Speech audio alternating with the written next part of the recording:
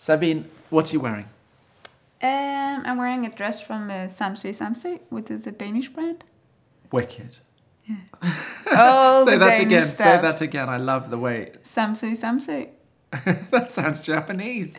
No, it's the O with the line Again. Yeah. I love that.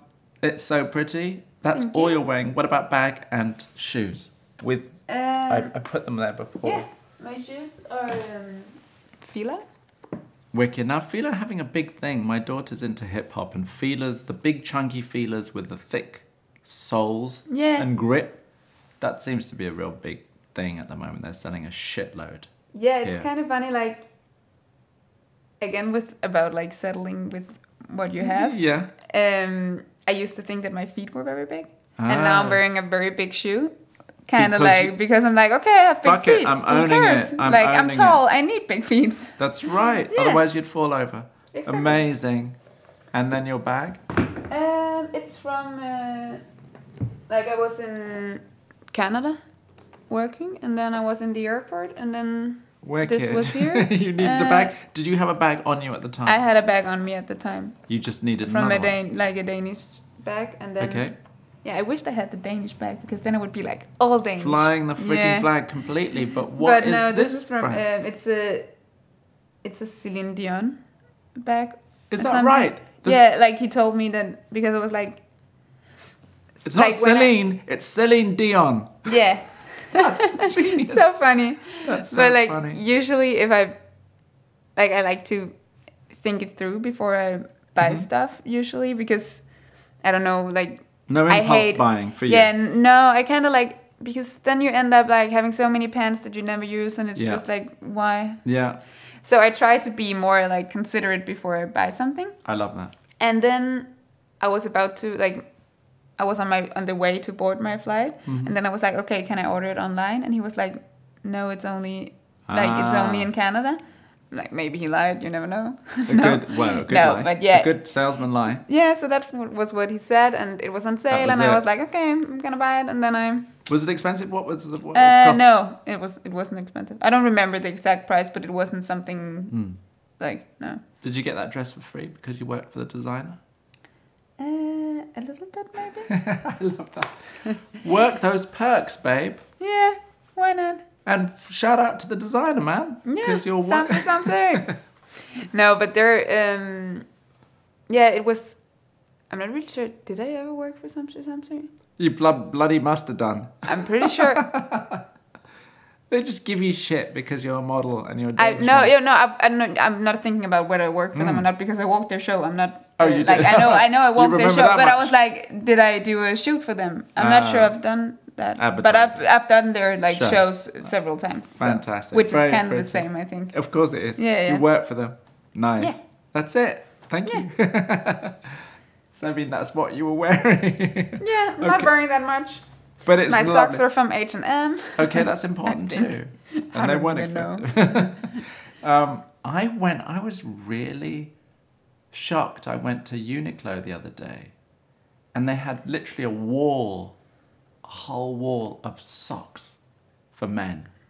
Oh, And in all different colors and patterns. It was fucking amazing. It was the Did best you buy thing some? No, but it was the best thing I'd ever seen. They do the little socks with the little cutout things. You know, the really... for summer. And they had them in every different... What is it that we call it at home? Because in the beginning, it was only the girls that were wearing the socks. And then one boy started to wearing them, and people were like, is that a bit weird? Because no boys in Denmark were using them.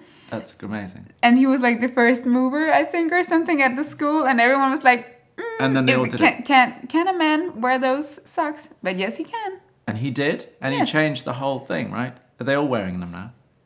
I have no clue, because you never know if they're just bare feet in their shoes. That's the whole point, isn't it? And So how did they know if they couldn't see the freaking sock? Because when he came at their houses, he would take off his shoes, and that's the worst thing about those socks, because they're not comfortable to wear without your shoes. It's the pre-party thing. Yeah. In America, there would have been no issue whatsoever. It's the fact that you take your shoes off when you enter a Danish home at the pre-party. The game is up. The game is up. And then I think there was a party where suddenly one of his socks were laying in the garden. And someone, like when we were cleaning, we found the sock, and people were like, "What the fuck is this? No. How do you use it? Is it a ghost?" Exactly, and it's for a boy. And they were like, "What?" Amazing. That's how it happens. That's how fashion happens. But I guess I feel like over here everyone is more like, okay, so you're wearing those socks, who cares? Oh, no, where in like Denmark we could be more like, those are for girls. Oh, you're more judgmental as a society? No. People don't want... I just feel like when I'm here, like you could do whatever you wanted on the street and no one would be looking at you. We're in Copenhagen. If you do something weird, people would be like, what are you doing over there? Like...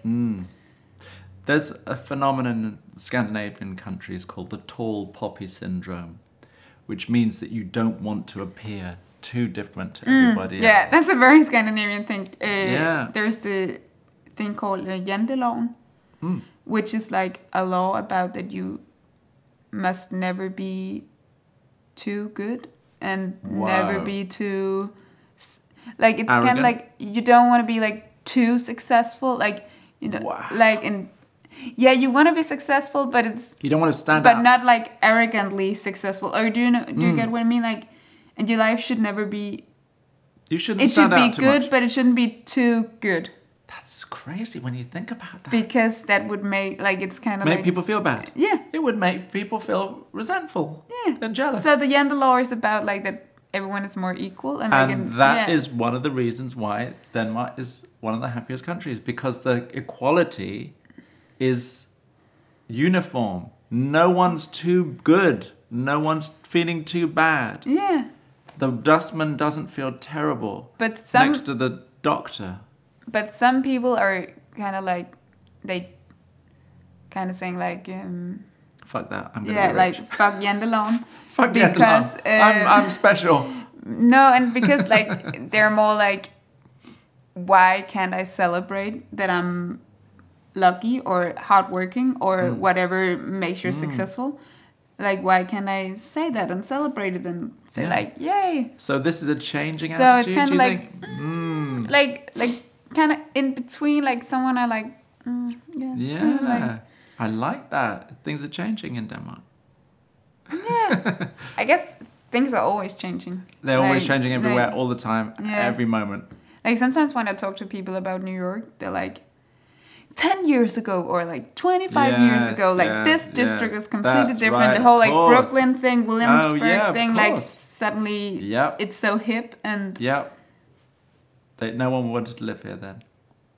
There's a book called what's it called?